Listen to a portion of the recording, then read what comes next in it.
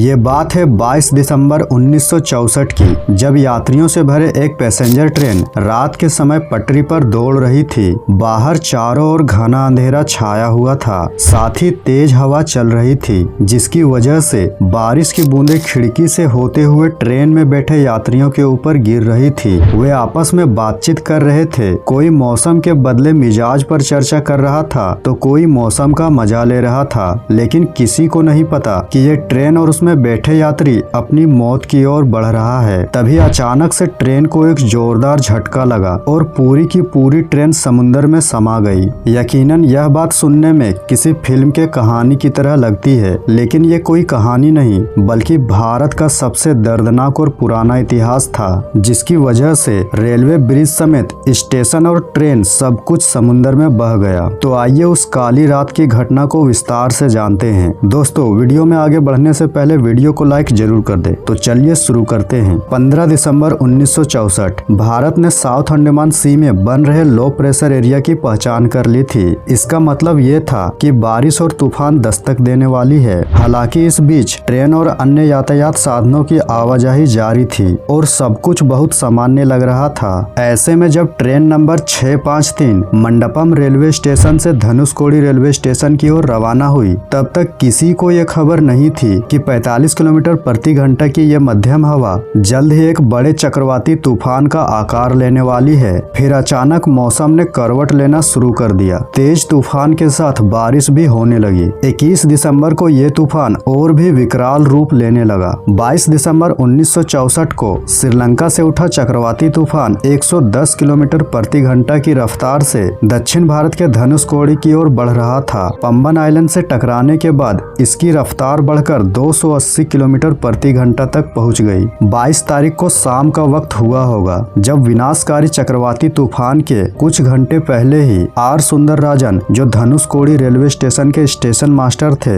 अपनी ड्यूटी खत्म करके घर पहुंच चुके थे। उन्हें ये पता नहीं था कि आज जिस दफ्तर में वो ताला लगा रहे हैं, उसे दोबारा खोलने का मौका नहीं मिलेगा। उसी दिन रात को करीब 9 बजे तेज हवा से अचानक मौसम कुछ ज्यादा ही खराब हो गया और लोगों के घरों तक में पानी घुसने लगा। किसी को नहीं पता था कि यह क्या हो रहा है। उधर धनुषकोडी रेलवे स्टेशन से कुछ ही दूरी पर ट्रेन नंबर 653, जो एक डेली पैसेंजर ट्रेन थी, जो लोगों को पंबन से धनुषकोडी तक पहुंचाती थी और लोग वहां से नाव की यात्रा करके श्रीलंका तक जाते थे। उसी रात करीब 11:55 हुए होंगे, यह ट्रेन पंबन स्टेशन से काफी आगे निकल चुकी थी और धनुषकोडी स्टेशन पहुंचने ही वाली थी कि अचानक से तूफान की रफ्तार बहुत ज्यादा बढ़ गई और चारों तरफ घनघोर अंधेरा छा गया और बाहर की स्थिति बहुत ही भयानक लगने लगी। साथ ही सिग्नल भी काम करना बंद कर दिया, जिसके कारण लोको पायलट को ट्रेन स्टेशन के बाहर ही रोकनी पड़ी। काफी देर इंतजार करने के बाद भी जब कोई सिग्नल नहीं मिला, तब लोको पायलट ने रिस्क उठाने का फैसला किया और बिना सिग्नल के ही उस भीषण तूफान के बीच ट्रेन को आगे चला दिया। जब ट्रेन समुद्र के ऊपर बने ब्रिज पर पहुंची, तो स्थिति और भी खतरनाक हो गई, क्योंकि तेज बारिश की वजह से पटरी में काफी फिसलन हो चुकी थी और अंधेरे की वजह से स्थिति का सही अंदाजा लगा पाना और भी मुश्किल हो रहा था। साथ ही समुद्र की लहरें काफी ज्यादा ऊंची थी और एक ही बार में एक ऐसी लहर आई कि पूरी ट्रेन को ही निगल गई। ट्रेन में कुल 6 डब्बे थे और एक ही झटके में सभी डब्बे लहरों के साथ बह गए। तूफान इतना तेज था कि स्थिति सामान्य होने के बावजूद भी किसी को ट्रेन नंबर 653 का एक पुर्जा तक नहीं मिला था।